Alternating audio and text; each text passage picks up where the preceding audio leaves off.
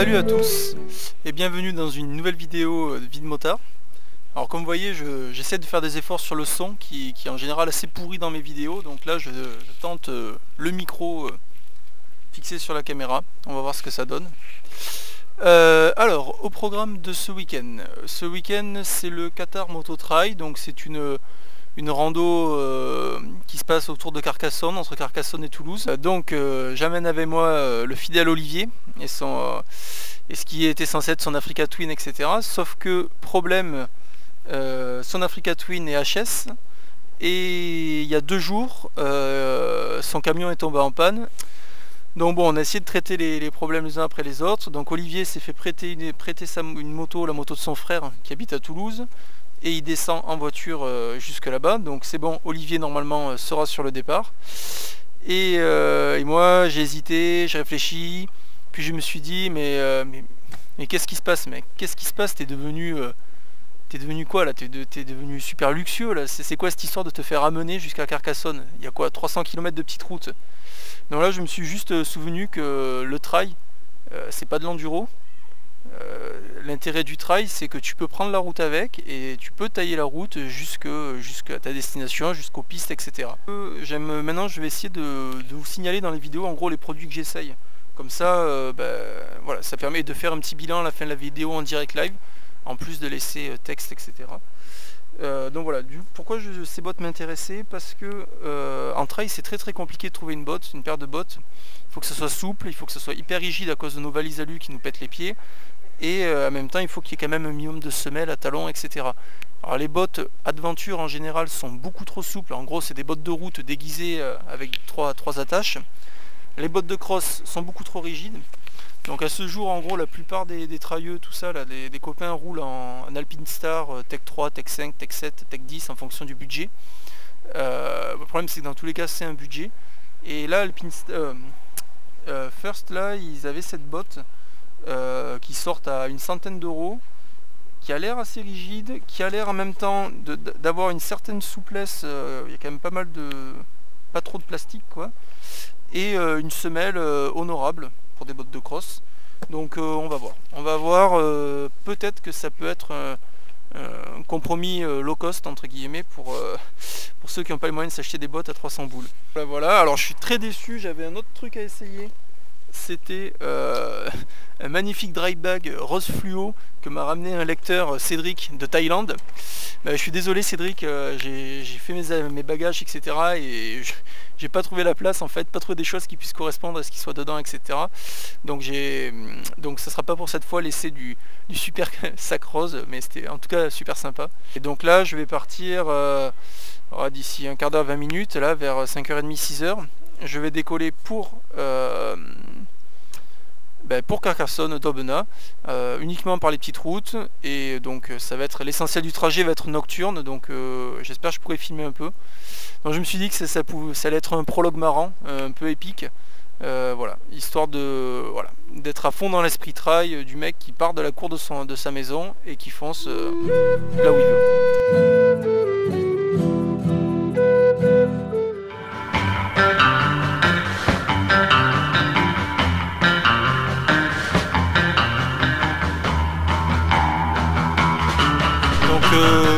Comme vous le voyez, il fait quasiment nuit.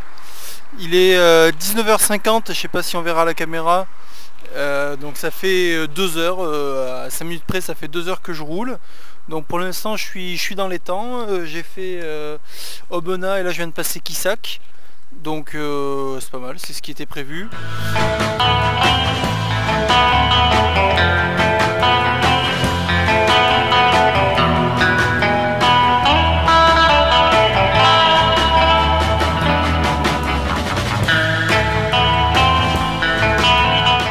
Les aventures continuent.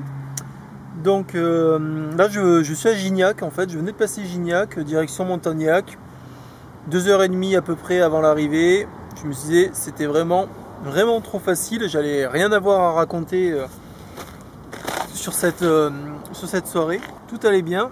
Et donc 500 mètres après la sortie de Gignac, tchouf, plus de feu, plus rien, noir total. Donc là, déjà, ça fait un petit coup de flip quand même quand on se retrouve dans le noir total avec les bagnoles qui arrivent à derrière à fond. Et voilà, donc là je me suis hissé jusqu'à un parking. Et donc j'ai appelé Olivier qui était sur le point de partir de chez lui d'Annecy en voiture. Et donc il va charger des ampoules et des fusibles dans la bagnole. Et il descend et il vient me secourir à Gignac. Et au pire, si on n'arrive pas à réparer, on roulera, il m'éclairera avec ses phares et moi je roulerai devant. L'aventure reprend, le véhicule assistance est arrivé. Olivier avec toutes ses ampoules, il avait amené une caisse d'ampoules. Et finalement la seule qui va sur la mâche, c'est celle de la voiture. C'est celle de sa voiture. Donc c'est bon à savoir, si vous avez une Polo, ça correspond aux ampoules de la mâche. Donc voilà, vu qu'il est très serviable ce garçon, il m'a amené à manger, voilà, c'est super. Moi j'avais trouvé l'espèce de Red Bull version dromoise, donc on va voir ce que ça donne, si ça nous donne de la pêche jusqu'à demain soir. C'est vraiment le goût de la Red Bull quoi. Et la vôtre. Et voilà. Bref, il est 3h du matin. 3h17 et honnêtement moi j'ai bien dormi. Honnêtement moi j'ai pas dormi. Ouais mais bon il est en voiture, il va pas se plaindre. Et il a fait quoi? Il a eu qu'à conduire quoi. C'est vrai, c'est si peu. Et voilà. Et moi c'était ma première fois que je dormais en sauvage. En bivouac sauvage, ça m'est déjà arrivé, mais la première fois je dormais sans la tente, qu'on appelle ça, à la belle étoile. À la belle étoile? Ouais. Moi j'aurais plutôt dit en clodo là-bas. Mais bon. Je sais pas si on voit d'ici. Contre la moto et les murs, ça fait un peu en clodo quand même. Ouais. C'est l'aventure. C'est l'aventure et tout. Là on se croit au Paris-Dakar, il y a le véhicule de secours qui est arrivé.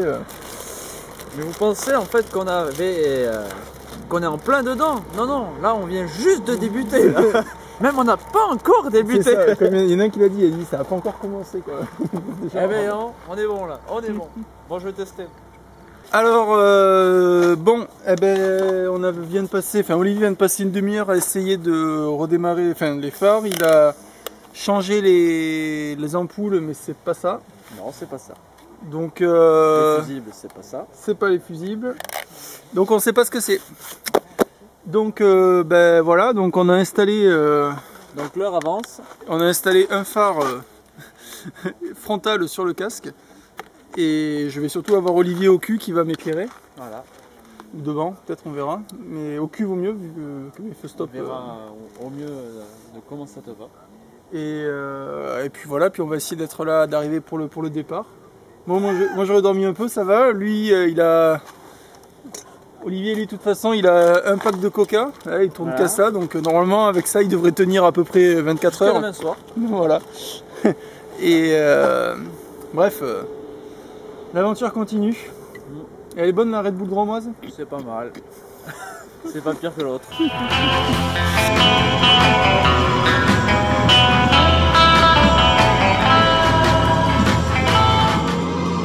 Nous voilà au départ du Qatar Moto Trail.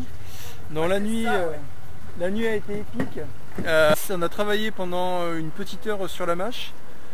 Donc changer les ampoules, changer les fusibles pour finalement réaliser que c'était juste un faux contact. Qui faisait que ça... Voilà. Donc en gros une fois qu'on a eu bougé un peu les fils, ça remarchait. Et voilà, donc on a roulé, bien sûr on a roulé 10 km ensemble parce qu'après on s'est perdu, on a réussi à se semer l'un l'autre, donc on est arrivé tous les deux avec une demi-heure d'écart, moi en premier, mais on n'a même pas roulé ensemble en fait, enfin bref, il avait toutes mes affaires dont mon portefeuille et mon portable, donc ça a été un peu Et voilà, on est arrivé donc à 6h30 et ben voilà, après on a aidé à organiser le truc, tout ça, on a placé les gens sur le parking et voilà. Et donc là ça commence à se préparer, ça va pas tarder à décoller. Bon, nous de toute façon on a le temps de boire encore 3 ou 4 cafés.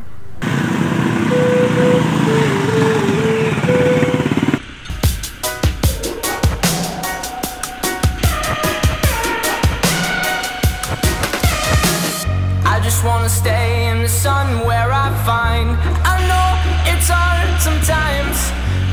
of peace in sun's peace of mind. I know it's hard sometimes. Yeah, think about the... Ça fait 10 minutes qu'on est parti, donc je suis déjà en train d'attendre un groupe qui sont allés faire leur pression des pneus dans le village à côté. Too much, but it's fun to fantasize. All my enemies who wouldn't wish who I was, but it's fun to fantasize. Oh, oh, oh, oh, oh, oh, I'm bored, so I'm taking my time on my ride. Oh, oh, oh, I'm bored, so I'm taking my time on my ride. Taking my time on my ride.